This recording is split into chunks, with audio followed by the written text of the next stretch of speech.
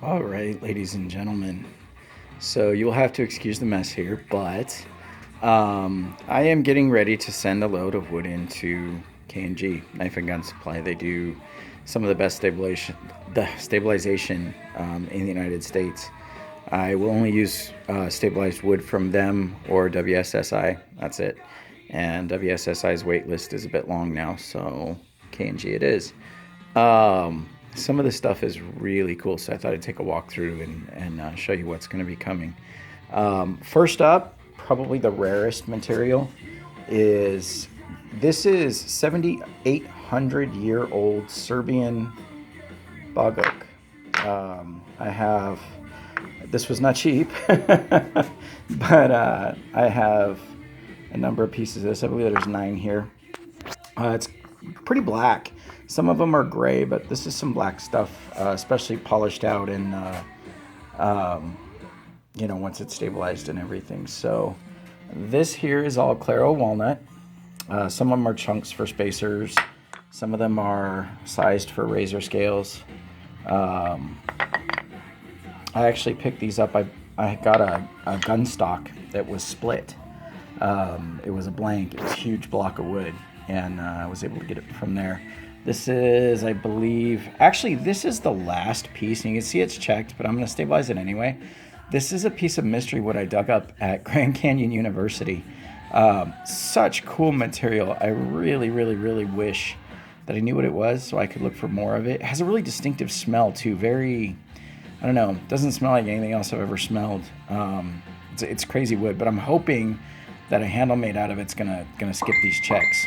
So this was a neat piece of pine, an end piece of, I don't even know, it wasn't a 2x6 or it might have been a 2x6 because I cut the square pieces off, but I'm going to stabilize it and maybe do razor scales out of it. It's pretty neat stuff. These here are Suji pine, and this is some really beautiful material. This one's really cool. There's a chatoyance in this that you just can't see because it's dry and whatnot. These are, I believe, tamarind and hackberry. I don't know for sure. I got these all in a lot of spalted wood that actually bit up pretty good, but it was worth it. These are really beautiful, but they weren't dry enough to stabilize for quite a long time. But sitting here in my shop in Arizona in 120-degree weather, they dried up just fine. This is Norfolk pine. You can see the typical orange eyes on it. Another piece of Norfolk pine. These are going to be pretty neat. And then I don't know what these are. I bought them, and I bought them for the color. I'm hoping that it stays once they're stabilized, even though I'm not real sure what I'm going to make out of them. I'm sure somebody will be interested. I thought about dyeing them because but I don't know if it'll get rid of the red. Like if I put blue in here, would these turn purple? Or I don't do, when I stabilize wood, I just send it in. I've never done any dyed.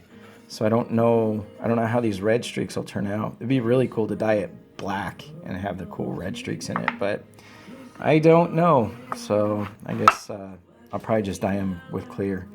And then I have some Buckeye Burl from, these are actually going to be straight dual taper handles for Girohiki and Tsujihiki. And then here, this stuff is really cool. This is Chechen. And it was a unique piece. It was not inexpensive. But the figure is really, really cool in this stuff. And I'm intending to use these on a set for a customer, but this stuff should turn out really neat. And then I got a couple pieces for razor scales that are left over out of the board that I bought. But all in all, pretty cool stuff. I can't wait to get these back and start making handles out of them.